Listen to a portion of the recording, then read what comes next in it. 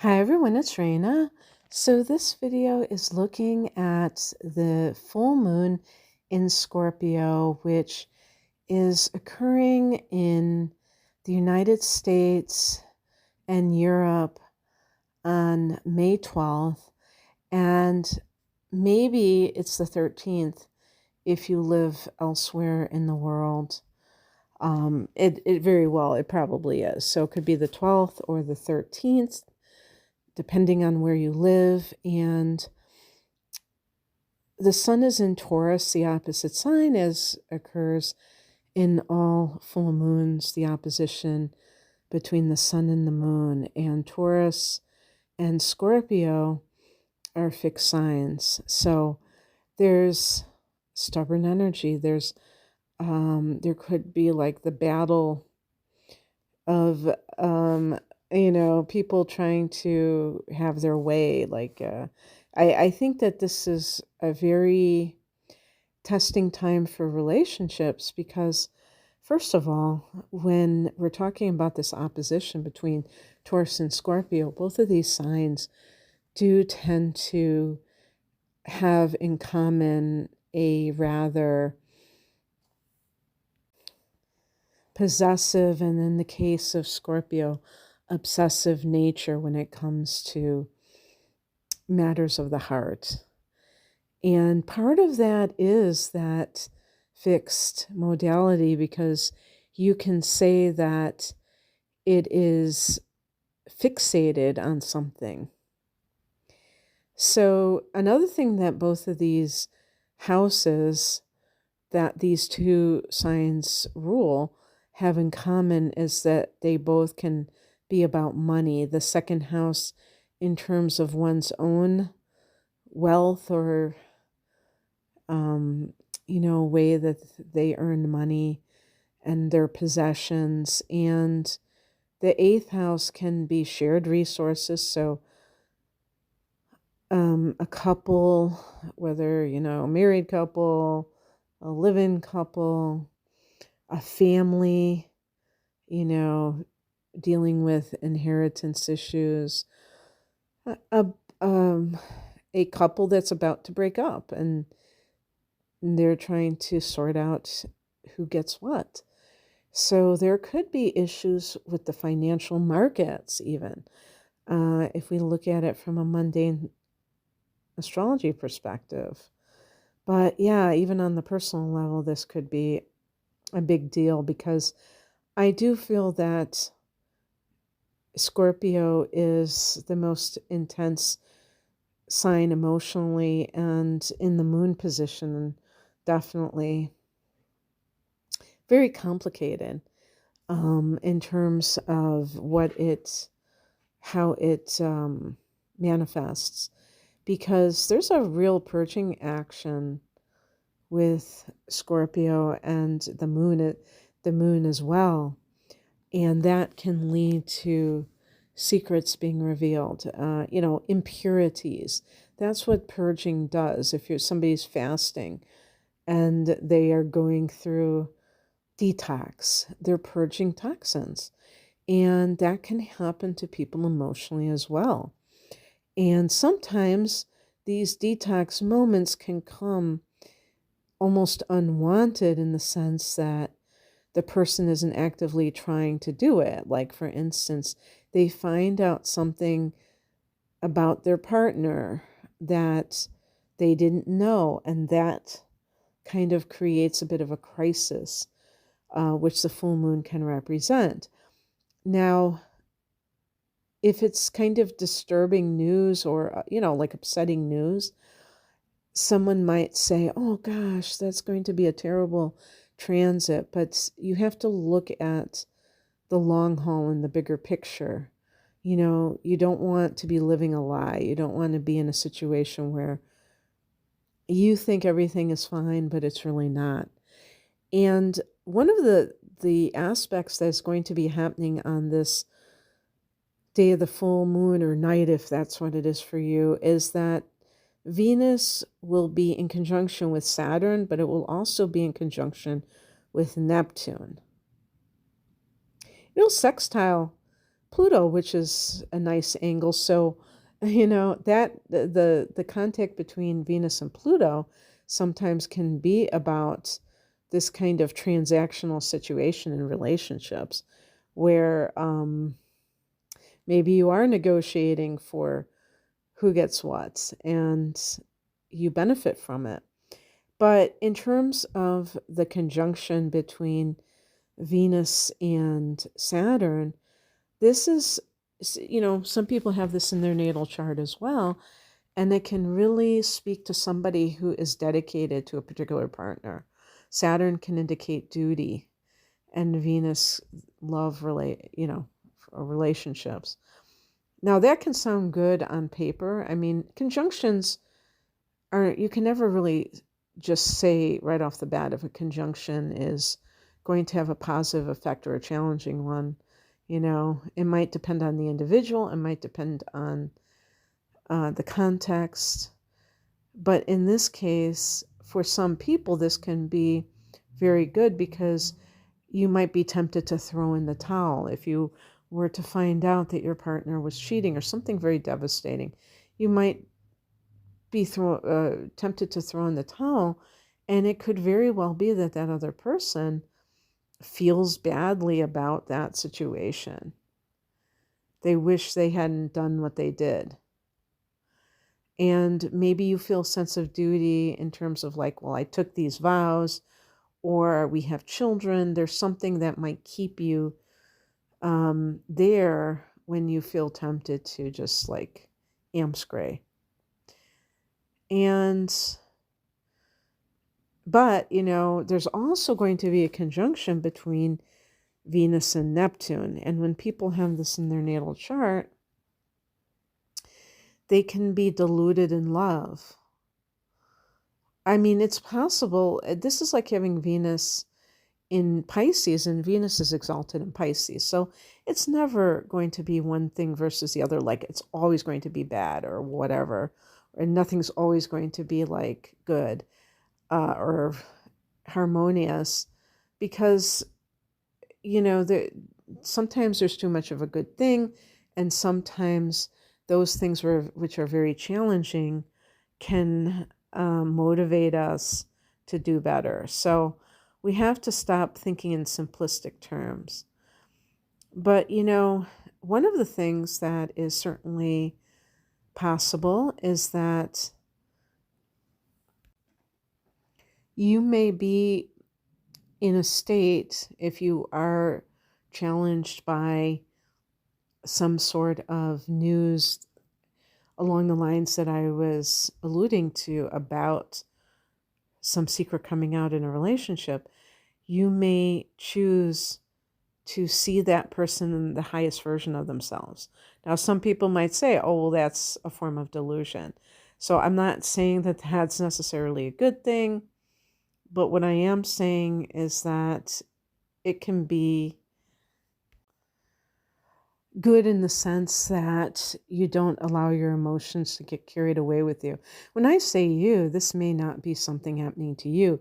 Maybe you're the one that needs forgiveness. Maybe it's not even your situation. Maybe it's one of your friends who's been married for a long time and they have this upsetting news and you are trying to comfort them, and it doesn't have to be about relationships. This could be on the world stage, and definitely with the sun being in Taurus opposing the moon, there could be something connected to, I would say, anything that is part of this earth. So, I mean, so if we talk about scandals and a fall from grace, yes, I do believe that this could happen. Sexual scandals, because Pluto can be, Pluto, but Pluto is one of the rulers of Scorpio, and it can be taboo, hidden, shameful, really depraved, that kind of thing. And this is something that can be very triggering for some people. I mean, even just hearing about it, if this is something that comes out to the collective. Again, I think a lot of us have been waiting for that moment of disclosure. And I have had other videos where I talked about these full moons, and it's like, okay, now's going to be the time. And it sometimes it doesn't seem like, even if it does happen, it's not at the critical mass stage where it just is like everything just kind of happens at once. I think that with this particular full moon, that it is possible that there will be something, yeah, definitely with Mercury has these hard angles. So we have Mercury squaring off to Mars, which is very impulsive speech. And then we have, and by the way, Mars is back in Leo at this point. So any fire sign, when Mars is in fire, that can be a time that is very, we can say, for lack of a better word, fiery. And people are acting with a lot of emotion. But it can be impetuous behavior. It can be very rash. And that's also evidenced by Mars opposing Pluto. Pluto can stand for anything that is, you could even say like oppressive, almost like Saturn in a sense, where there are these controls like tyranny. Saturn, is authority figures, and it can be the structures in our society. Pluto, to me, can be kind of a wild card, because Pluto is all, I'm sorry, I keep saying, yeah, I said Pluto, but what we have going on right now is it's in Aquarius. So as you've probably heard some astrologers talking about, this very long transit from this generational planet, this is a repeat of the last time that this happened was in the late 1700s, and that was at the time of the American Revolution and the French Revolution.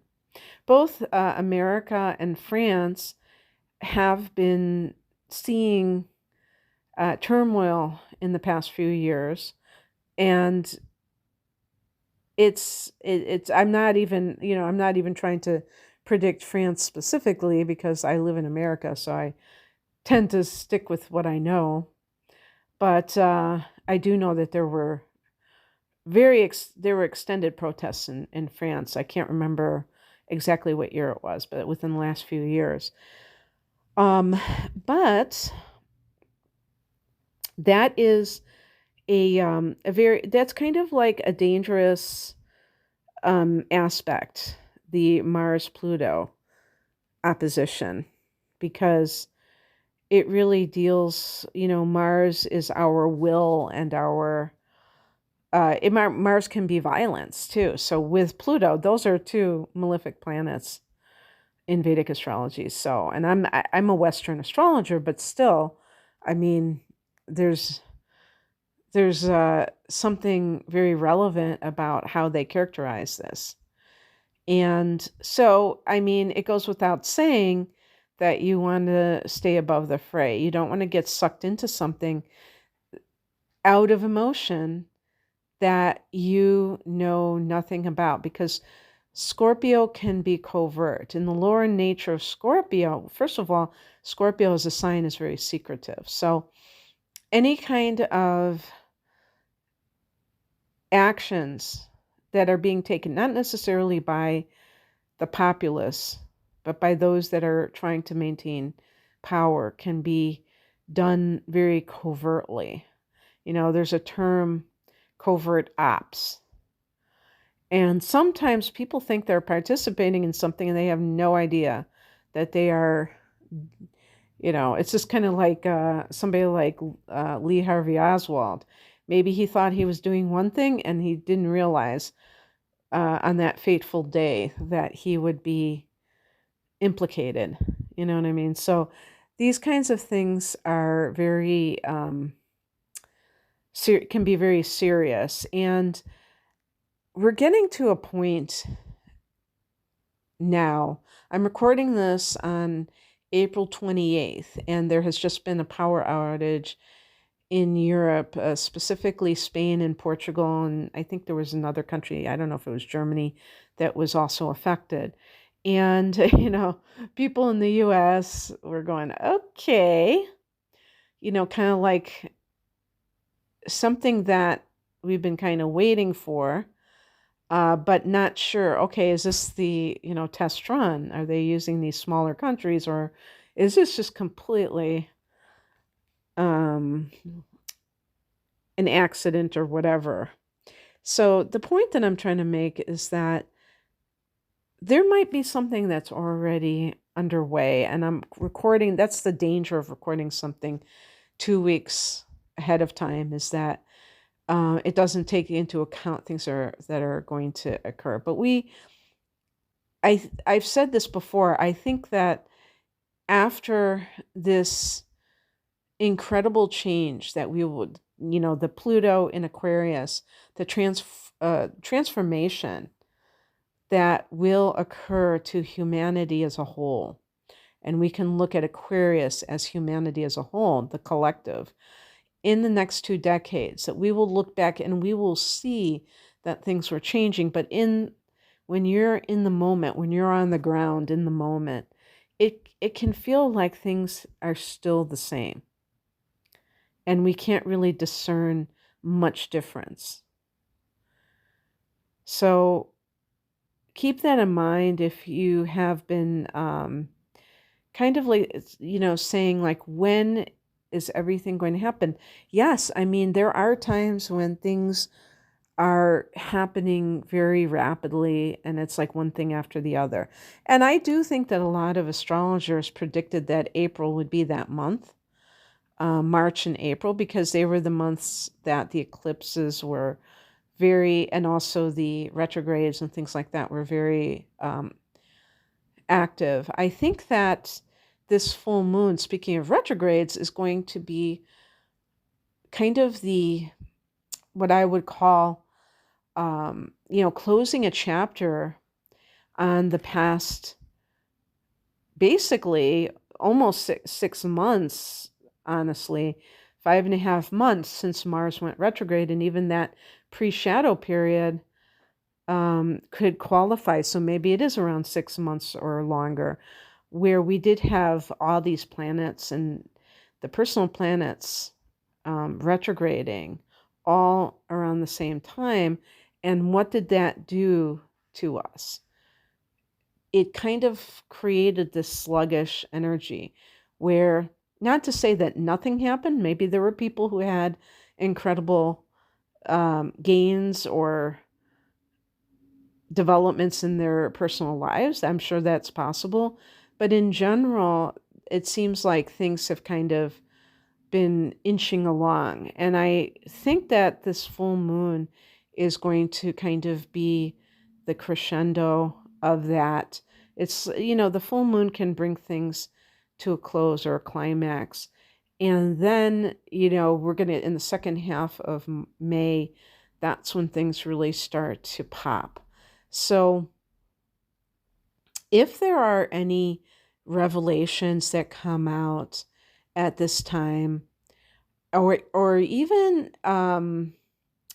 any kind of demonstrations or social unrest that happen at this time, I still don't believe that it is really the initiation of something else. I think that is going to occur later on in the month, and actually not even that much later, maybe within a matter of days, where things will start to speed up.